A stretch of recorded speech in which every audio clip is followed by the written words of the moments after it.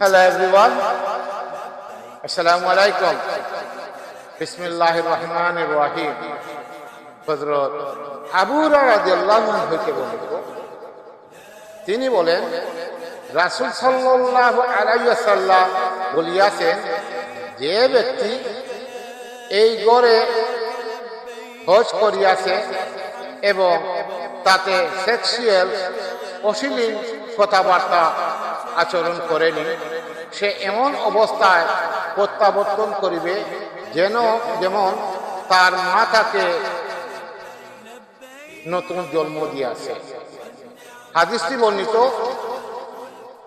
সুন্নাহ ইবনে মাজাহ, হাদিস number 2889, Sahih Al Bukhari 51521 and Sahih Muslim 1350.